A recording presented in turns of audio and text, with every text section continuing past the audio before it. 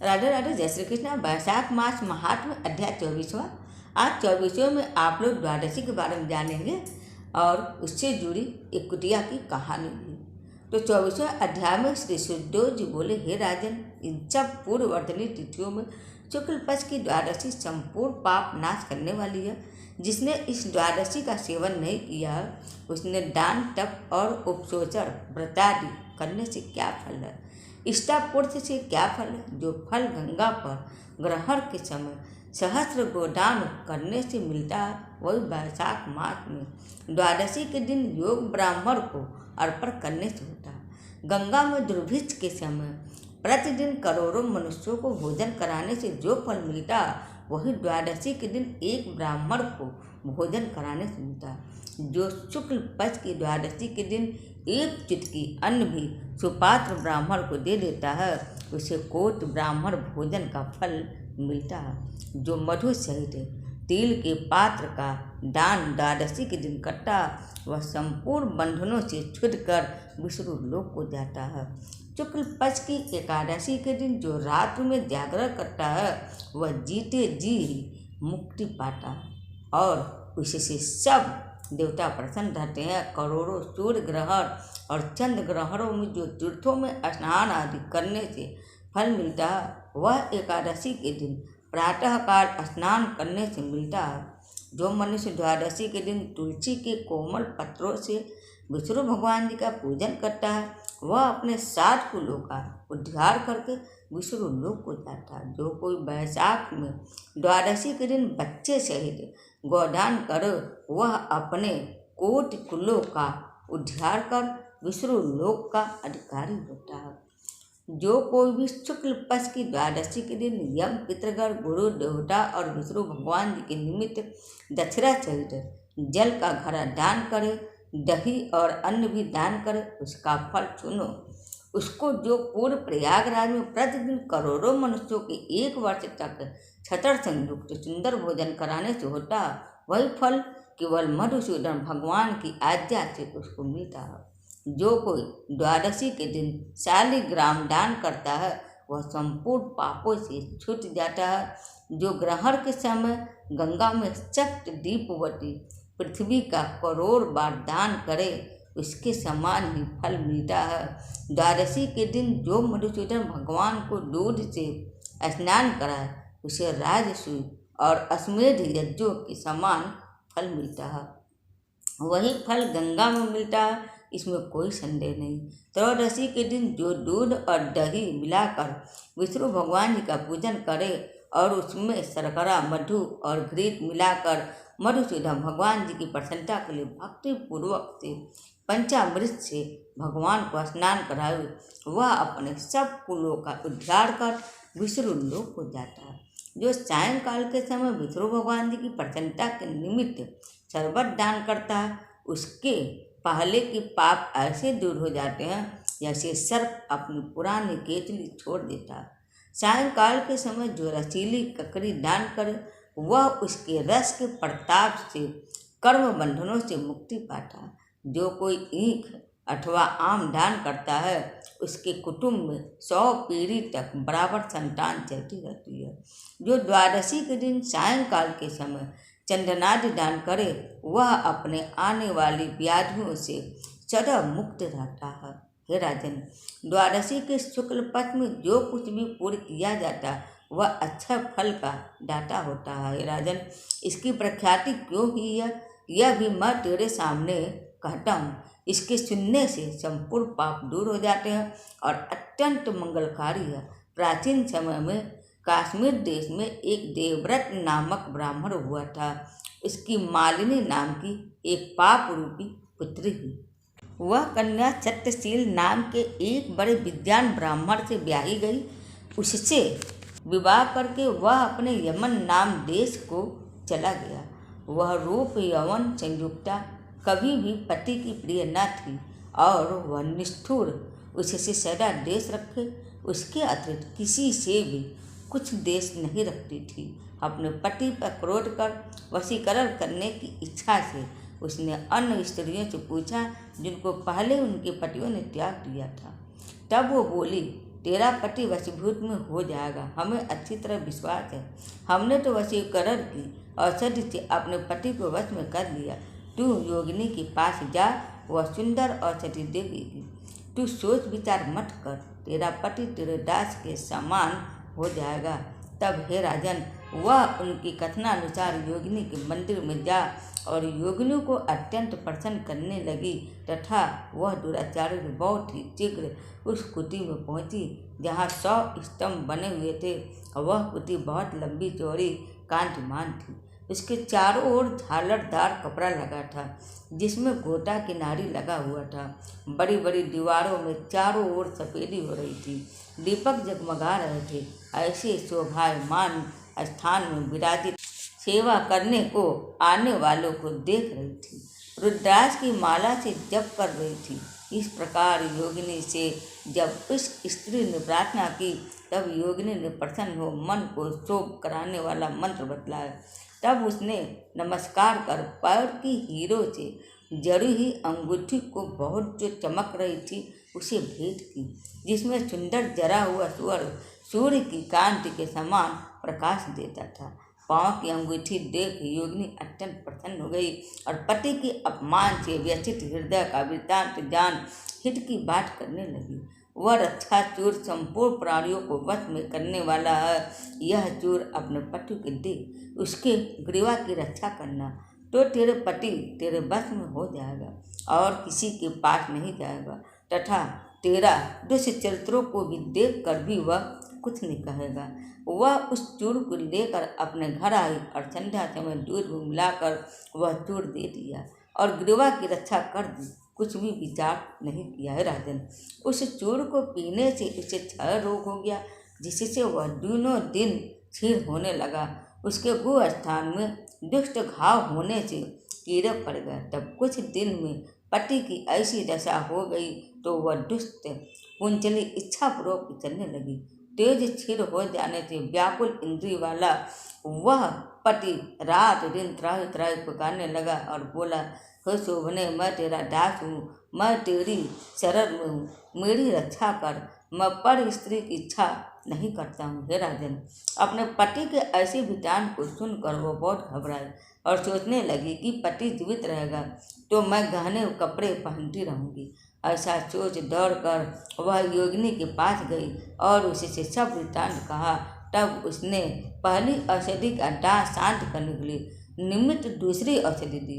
औषधि के देते ही तत्क्षण उसका पति स्वस्थ हो गया, जिससे पहले चूर से उत्पन्न हुआ दाह इससे शांत हुआ।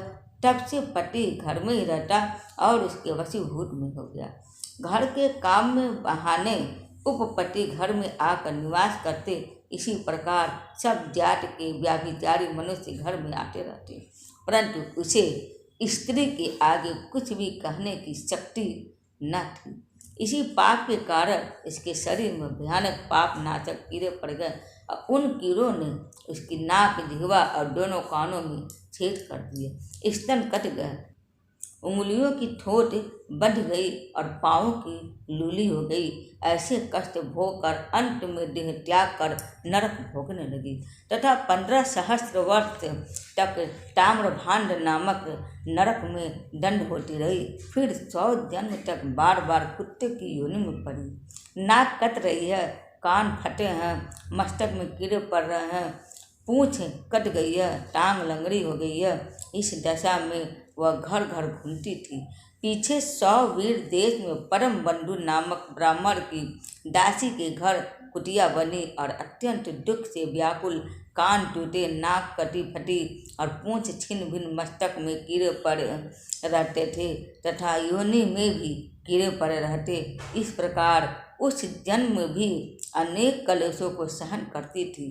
द योग से जब कर्म फल पूरा हो गया तो बैसाख में मेष की संक्रांत में शुक्ल पक्ष की द्वादशी के दिन परम बंधु का पुत्र नदी में स्नान करके पवित्र हो गीले वस्त्रों से घर आया। वहाँ तुलसी स्तंभ के पास उसने अपने चरण धोए। उसी स्तंभ के नीचे वह कुटिया सो रही थी, अतः सूर्य उदय से पहले वह कुटिया उस चरणों के धोए जल में लेट गई, जिससे उसके सब अशुभ कर्म तत्काल नष्ट हो गए और पूर्व जन्म की याद हो आई। अपने पूर्व जन्म के किए गए कर्मों को सोच सोच कर ताप से व्याकुल होकर बेचारी करुण स्वर से त्राहि त्राहि करने लगी और भय से व्याकुल हो उस मुनि से अपने कर्मों का वर्णन करने लगी। मैंने अपने पति को विष दिया, फिर अनेक प्रकार से दुष्चरित्र किए। हे ब्राह्मण, जो कोई धर्महीना दुराचारी स्त्री अपने पति को वश में करती है वह मेरी ही भांति ताम्रभांड नामक नरक में डालकर तपाई जाती है। पति ही नाथ है, पति ही स्वामी है, पति ही देवता है, उसके संग अनर्थ करके स्त्री सुख कैसे पा सकती।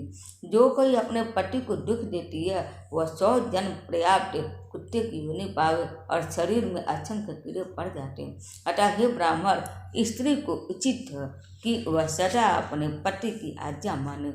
मैं तुम्हारे सन्मुख खड़ी हूँ, यदि तुम आज मेरा उद्धार कर दो तो फिर मुझे नीच योनि में नहीं मिलेगा। हे ब्राह्मण, मैं बड़ी दुष्टा दुराचारी और खोटी हूँ, अपना सुकृत्य मुझे देकर मेरा उद्धार करो। वैशाख शुक्ल पक्ष में पूर्वों को बढ़ाने वाली द्वादशी के दिन स्नान दान आदि अन्न भोजन आदि जो सुकृत्य आपने किया वह मुझे दे दो। हे ब्राह्मण, इस सुकृत्य के प्रभाव से मेरी मुक्ति हो जाएगी। हे ब्राह्मण, द्वादशी के दिन जो मनुष्य घर में स्नान कर ले तो उसे संपूर्ण तीर्थों का फल मिल जाता, इसमें कोई संदेह नहीं। द्वादशी के दिन जो तप दान यज्ञ होम वेदादि पूजन किया जाए उसका अच्छा फल मिलता, ऐसा फल तुम मुझे दे दो। जो लोग द्वादशी के दिन उपवास करते और त्रयोदशी के दिन पारण करते हैं उसी फल से अवश्य ही उन्हें मोक्ष मिलती है। हे महाभाग, हे दीनवत्सल, मैं दीन, मेरे ऊपर दया करो। जनार्दन भगवान दीनानाथ हैं, जगतपति हैं और तुम्हारे भी नाथ हैं।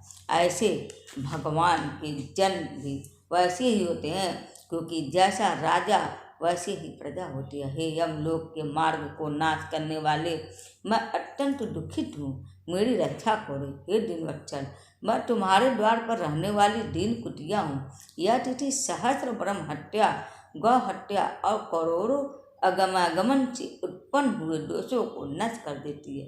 हे महामुने, इस तिथि में आपने जो महापुण्य किया वह मुझे देकर मेरा उद्धार करो। मैं बड़ी दीन हूँ, व्याकुल हूँ, मेरी रक्षा करो। और अंत में हे देवर, मैं तुमको नमस्कार करता। ऐसे वचन सुन वह मुनि पुत्र कुटिया से बोले, हे कुटिया, अपने किए हुए कर्मों के सुख दुख रूपी फलों को प्राणी भोगता। हे दुराचारी, क्षुद्र क्या करेगी? जिसने रक्षा चुरादि द्वारा अपने पति को वशीभूत किया, साधु के प्रति जो पाप करता वह उसी दुख को देता है। जो पुण्य करता है वो इसी के दुख को हरण करता है। पापी के लिए मनुष्य जो कुछ करता है वह पाप और पुण्य दोनों को नष्ट करता है। जैसे मिश्री मिला दूध सर्प को पिलाने से केवल विष बढ़ता है, ऐसे ही पाप कर्म है। जब मुनि पुत्र ने ऐसा कहा तब कुटिया अत्यंत दुख पा ऊंचा मुख करके चिल्लाकर कहने लगी इसके पिता से कि हे पद्मबंधो, तुम्हारे द्वार पर पड़ी हुई मैं कुटिया हूँ, अतः मेरी रक्षा करो। मैं तुम्हारी उचित रोटी को खाती हूँ, नित्य मेरी रक्षा करो, क्योंकि गृहस्थी महात्माओं के घर पर जो पड़े हैं उनका उद्धार करना आवश्यक कर्तव्य है। ऐसा वेद वेताओं का मत है। चांडाल कुत्ता ये सदा गृहस्थों के दया पात्र हैं और बलि भोजी है। अपने पाले हुए असमर्थ रोग से पीड़ित का जो उद्धार नहीं करते हैं वह अवश्य नरक में पड़ते हैं, इसमें कोई संदेह नहीं है। यह वेद वेताओं का मत है।